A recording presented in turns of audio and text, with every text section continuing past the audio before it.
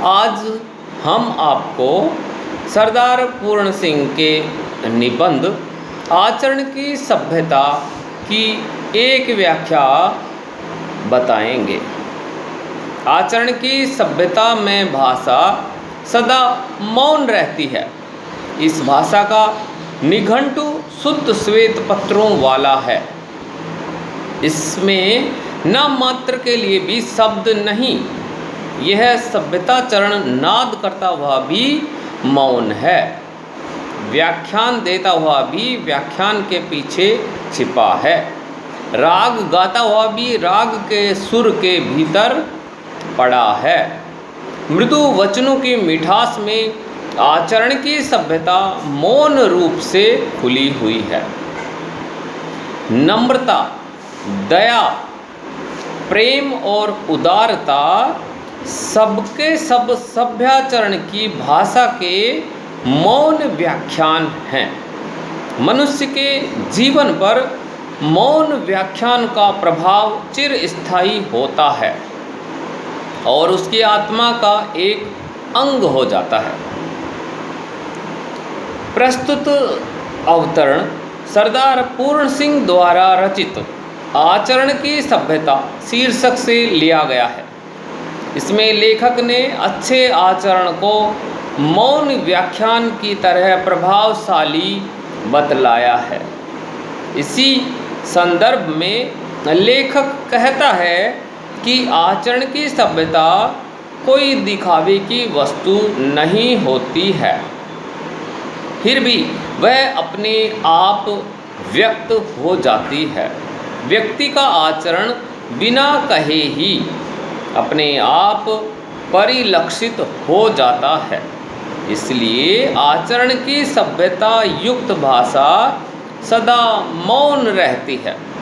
जिस प्रकार निघंटु में शब्दों का संग्रह और उनका व्युत्पत्ति प्रदर्शन किया जाता है, उसी प्रकार आचरण की मौन भाषा में पवित्र और शुद्ध भावों की अभिव्यक्ति होती है और उसमें जरा भी दोष या बुराई नहीं रहती है।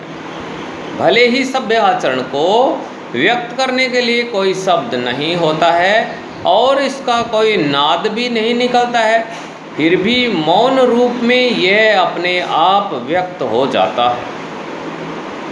व्याख्यान देता हुआ भी व्यक्ति जैसे अपने गुणों की प्रशंसा नहीं करता है, उसी प्रकार आचरण की सभ्यता स्वयं अपनी विशेषता का बखान नहीं करती है, अर्थात उसमें आत्म प्रशंसा का भाव नहीं रहता है।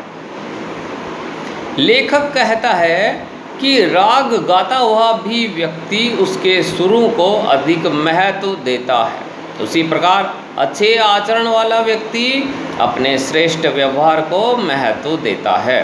वह कोमल मधुर वचनों की मिठास से अपने आचरण की सभ्यता को इस तरह अभिव्यक्त करता है कि वह मौन रहते हुए भी उसका सुंदर आचरण सभी को आनंददायी लगता है। लेखक कहता है कि नम्रता, दया, प्रेम और उदारता आदि गुण सभ्य आचरण की भाषा के परिचायक हैं, अर्थात इनके द्वारा व्यक्ति के सभ्य आचरण का पता चल जाता है।